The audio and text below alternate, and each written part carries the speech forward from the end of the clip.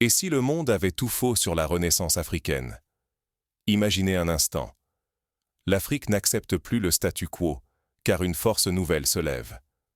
Ce réveil n'est pas qu'un slogan, c'est une conviction profonde qui traverse les frontières et résonne du nord au sud du continent.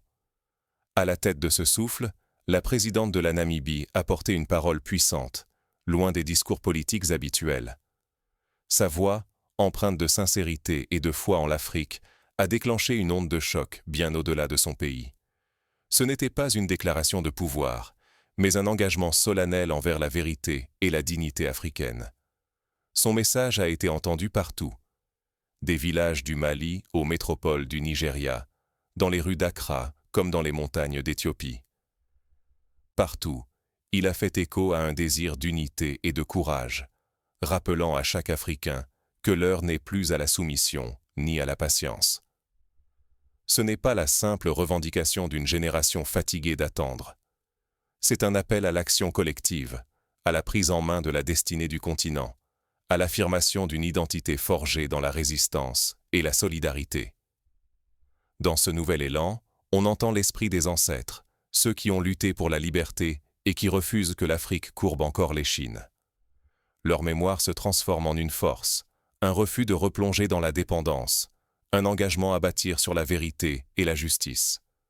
Mais attention, manquer ce moment d'éveil, c'est risquer de laisser passer la chance de transformer tout un continent. C'est risquer de voir partir, une fois de plus, le train du changement sans y monter. Mais d'où vient cette voie nouvelle? Et en quoi bouleverse-t-elle concrètement la vie de chaque Africain? Découvrons ensemble le contexte et les acteurs de cette révolution silencieuse. Comment l'Afrique, si riche en ressources, a-t-elle pu être appauvrie? Cette question dérange, et pourtant, elle est essentielle pour comprendre l'état du continent aujourd'hui. L'histoire de l'Afrique n'est pas une suite de défaites, mais une succession de ruptures imposées. Par la force ou par la ruse, des frontières ont été tracées sans tenir compte des peuples, des langues, des cultures. Ce morcellement n'était pas accidentel. Il visait à affaiblir l'unité, à empêcher toute résistance organisée. Pendant des siècles, l'Afrique a vu ses ressources partir vers d'autres continents. L'or, le pétrole, le cobalt, le diamant. Autant de richesses extraites, expédiées, transformées ailleurs. Les contrats signés n'ont jamais été à notre avantage. Ils ont été pensés pour entretenir la dépendance, jamais l'autonomie. La pauvreté, telle qu'on la montre dans les médias, n'est pas une fatalité naturelle. C'est un mythe construit, entretenu par ceux qui profitent de l'ordre établi. Ce mythe sert à justifier l'intervention, à présenter les Africains comme incapables de se gouverner ou de créer leur propre prospérité. Les accords inéquitables, les prêts conditionnés, les systèmes économiques verrouillés, tout cela a fabriqué une réalité où l'Afrique dépend de l'extérieur pour sa survie, alors qu'elle pourrait nourrir et soigner son propre peuple, et bien plus encore.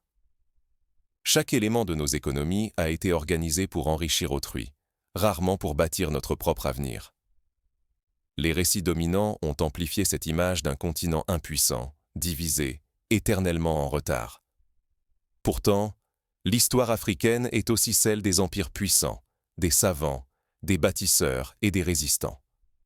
À chaque époque, des femmes et des hommes se sont levés pour rappeler que l'Afrique n'est pas un terrain de charité, mais une terre d'innovation et de potentiel.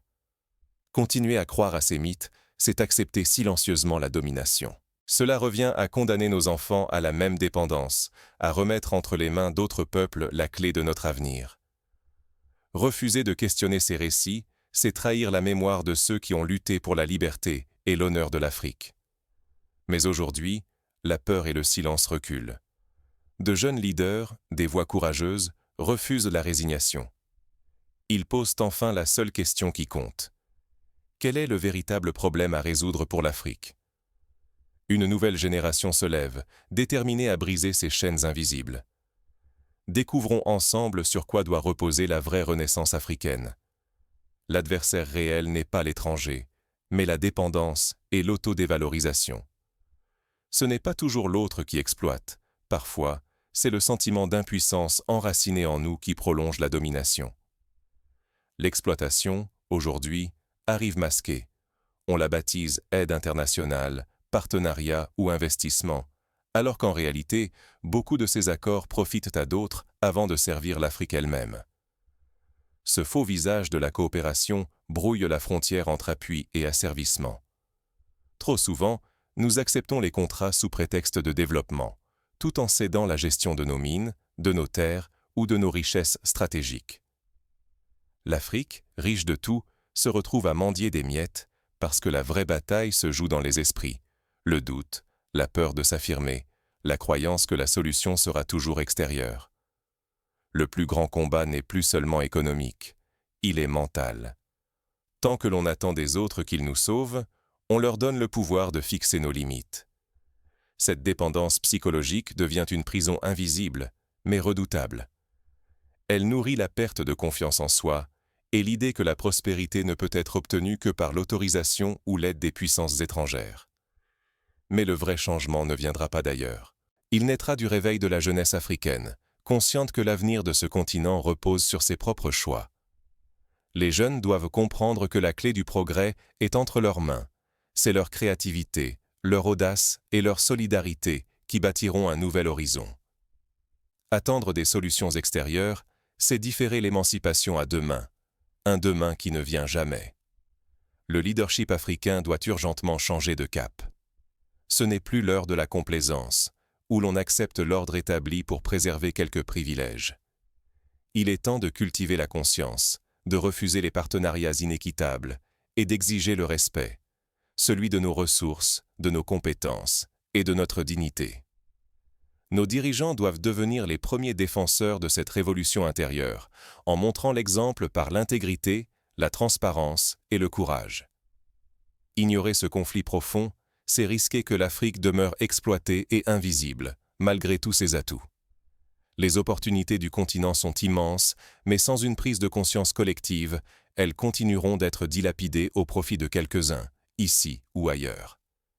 C'est là que se joue la souveraineté réelle, dans la capacité à penser, décider et agir, sans dépendre systématiquement de l'extérieur.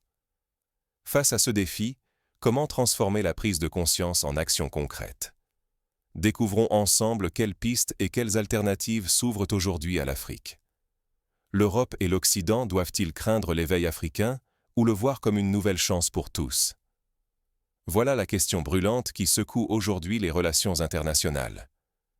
L'alliance récente entre la Namibie et le Burkina Faso ne se limite pas à un simple partenariat. Elle incarne une coopération bâtie sur l'intégrité et la fraternité, où chaque nation est respectée pour sa dignité et sa souveraineté. Ce symbole fort envoie un message clair. L'Afrique ne demande plus la permission d'exister. Elle affirme sa place, tête haute, parmi les nations du monde. Mais ce mouvement n'est pas une rupture brutale avec le passé, ni une rébellion contre l'Occident. Au contraire, il vise à restaurer ce qui a été brisé. La confiance, la justice et la possibilité de rebâtir sur des fondations saines. La véritable révolution africaine, c'est une renaissance, une volonté de réparer l'histoire avec maturité et vision, plutôt que de détruire par colère. La nouvelle Afrique exige désormais le respect, l'égalité et une souveraineté réelle dans tous ses partenariats. Fini le temps où les ressources partaient sans retour, où la signature de contrats signifiait l'appauvrissement des peuples. Désormais, chaque accord doit servir d'abord les intérêts africains, en partenariat équitable avec le reste du monde. Dans cette vision panafricaine, l'avenir ne se bâtit pas sur la dépendance, mais sur l'innovation, l'éducation et la solidarité. Investir dans l'intelligence africaine, soutenir la recherche locale, valoriser nos langues et nos cultures, voilà les piliers d'une autonomie véritable. C'est ainsi que l'Afrique pourra garantir à ses enfants un futur où la dignité n'est pas négociable et où la richesse collective bénéficie à tous, pas uniquement à une élite ou à des intérêts étrangers. Pourtant, le risque est immense. Si ce réveil n'aboutit pas à une Afrique souveraine, la dépendance et la marginalisation risquent de s'installer pour une nouvelle génération. Le monde doit comprendre que l'Afrique ne cherche ni la charité, ni la confrontation, mais la reconnaissance de son droit à choisir son destin et à prospérer sur ses propres bases. Ce moment charnière interpelle plus que jamais chaque Africain, et surtout la jeunesse. Comment transformer ce rêve collectif en réalité palpable dans chaque village et chaque grande ville du continent? À présent, découvrons comment chaque jeune Africain peut devenir acteur de ce renouveau et bâtir, au quotidien, cette Afrique souveraine et solidaire. Que faut-il concrètement changer dans nos vies et nos choix pour incarner ce réveil africain, au-delà des discours et des rêves? Tout commence par un refus radical d'attendre un sauveur de l'extérieur.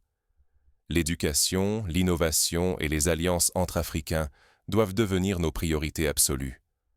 Chaque franc investi dans nos écoles, nos universités, nos centres de recherche, forge la clé de notre autonomie réelle. À celles et ceux qui se demandent « Que puis-je faire ?» La réponse est simple et puissante. Consommons local, soutenons nos propres entrepreneurs, privilégions nos produits, nos services, notre savoir-faire. Ce choix quotidien, répété par des millions de citoyens, bâtit une économie solide, tournée vers l'avenir.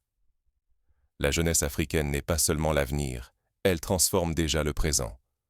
Dans chaque ville, chaque village, des jeunes bâtisseurs, créateurs, inventeurs, leaders émergent, porteurs de solutions africaines pour les problèmes africains. Leur énergie est notre plus grand capital. Mais la solidarité reste notre arme la plus puissante. Protégeons l'intégrité, dénonçons la corruption, refusons la division. L'unité n'est pas une utopie, c'est une urgence stratégique. Unis, nous pouvons négocier, créer, influencer, diviser, nous subissons et répétons les erreurs du passé. Le vrai leadership africain ne sert pas les intérêts d'autrui. Il est au service du peuple, de la justice, du progrès partagé. Il ne se vend pas, il ne se courbe pas devant les puissances étrangères. Il inspire, il protège, il construit sans relâche. Ne pas passer à l'action aujourd'hui, c'est laisser d'autres écrire, une fois de plus, l'histoire de l'Afrique à notre place. C'est accepter que nos richesses servent d'autres peuples, que nos enfants héritent d'un continent appauvri par l'inaction et la résignation. Refusons ce destin. Le temps est venu de fermer l'ère des excuses. Ce réveil historique n'appartient pas qu'aux chefs d'État ou aux grandes figures. Il est à la portée de chaque citoyen, chaque famille, chaque communauté. Où que vous soyez, le changement commence par un choix, puis par un acte. Mais comment unir toutes ces forces et transformer cette volonté individuelle en puissance collective? Parlons maintenant des outils et des réseaux qui peuvent accélérer la renaissance africaine. Debout, pas pour demander, mais pour incarner la dignité retrouvée. Ce n'est plus l'heure des discours creux ni des mains tendues vers l'extérieur, mais celle de l'action affirmée et consciente. Notre réveil, c'est la promesse d'un continent qui refuse la soumission et embrasse pleinement son authenticité africaine. Laisser passer ce réveil, c'est accepter le silence et l'effacement. C'est permettre que notre histoire soit écrite par d'autres et que nos rêves soient enfermés dans des récits qui ne nous appartiennent pas. Le choix est devant chaque Africain. Rester spectateur ou devenir acteur de sa propre destinée. Nous sommes les héritiers d'une Afrique fière, forgée par la résistance des ancêtres et nourrie de la foi en un avenir meilleur. À travers chaque village, chaque ville, une énergie nouvelle circule. Elle appelle à l'unité, à la solidarité et à la prise en main de nos propres ressources, qu'elles soient naturelles, culturelles ou humaines. Il n'y a pas de dignité dans la soumission. Il n'y a pas de justice dans la dépendance. La vraie révolution africaine naît quand nous refusons de quémander et choisissons d'incarner l'excellence, l'innovation et la fraternité. Nous ne luttons pas contre l'Occident, mais contre la tentation d'oublier qui nous sommes. Le panafricanisme, ce n'est pas un slogan, c'est la conscience que notre force grandit dans l'alliance entre peuples africains, dans la confiance retrouvée et dans le courage de bâtir selon nos propres modèles. Le monde écoute, mais l'Afrique doit d'abord s'écouter elle-même. Les richesses de notre terre ne sont pas une malédiction, mais une chance à saisir pour nourrir nos enfants, instruire nos jeunes et soigner nos malades. Chacune de nos décisions doit être guidée par le refus du pillage et l'exigence du respect. Ce moment est unique. Si nous le laissons filer, nous perdrons plus que des ressources, nous perdrons notre voix. Mais si nous l'embrassons, nous deviendrons la génération qui a tourné la page de la soumission pour écrire celle de la dignité retrouvée. Le réveil africain commence dans le cœur de chacun.